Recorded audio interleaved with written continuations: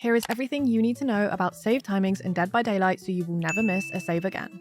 There are 4 ways in Dead by Daylight that you can stun a killer who is holding a survivor and make them drop that survivor. These are flashlights, flashbangs or firecrackers, pallet saves, and head-on locker saves. Also, since recording this video, the perk Last Stand was added, which is another way to save a survivor from the killer's grasp, so I will also cover that. First of all, timings on these saves are so important. The killer is locked in a pickup animation for 3 seconds, and the killer cannot be stunned out of this animation until the 3 seconds are over. If you start your blind or drop the flashbang too early, you will blind the killer before the animation is over, meaning the killer will be blind but they won't drop the survivor. If you do it too late, the killer will have time to move away from the flashlight beam or the flashbang radius before the blind is finished. This is the same for pallet saves and for head-on locker saves. Number 1, let's talk about flashlights. The specific timing that is said to be perfect for flashlight saves is 1.72 seconds. However, it's almost impossible to be able to count this in your head unless you're like a superhuman, so I always go off of visual cues. The visual cue I use for a flashlight save is when the survivor reaches about shoulder level of the killer during the pickup animation.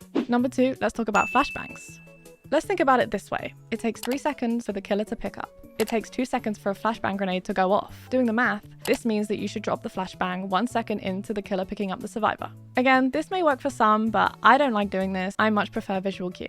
The cue I use is to drop the flashbang when the killer's arm position changes between picking up the survivor from the floor and putting them onto their shoulder. But I understand the animation might be a bit confusing at first, so you could always just use the cue of when the survivor reaches the waist level of the killer. It is also possible to use an audio cue to time your flashbang save. If you listen carefully when a survivor is being picked up, they make a small grunting sound when they reach hip level of the killer. If you drop the flashbang or firecracker the moment you hear this sound, you will hit the save and stun the survivor out of the killer's grasp. This is probably the easiest method to follow as it is less subjective than a visual cue. Number 3 is pallet saves and head-on saves.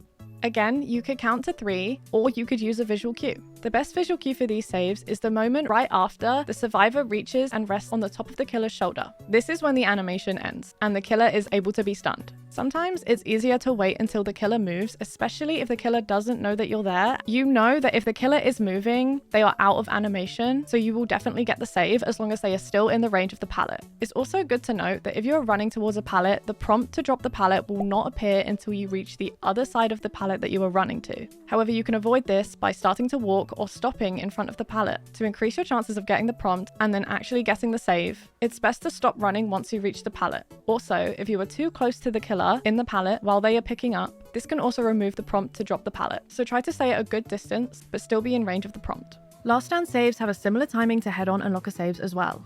You need to make sure that you are over the window vault and your feet land onto the floor in time for the killer's pickup animation to end, but not too late that they have walked out of the range of the perk activation. To stun the killer with this perk, the killer has to be within 2.5 meters in front of you.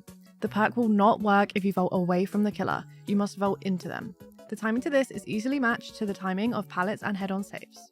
But if you vault from a height and drop down to the killer below, it does not count the stun from the moment you vault, but from the moment you hit the floor. So if you have a distance to travel before hitting the floor, you need to vault earlier into the pickup animation to make sure that you time the moment you hit the floor with the same time the pickup animation ends. If you have any questions, please let me know in the comments, or feel free to come over to my Twitch where I stream 4 times a week and you can ask me any questions over there.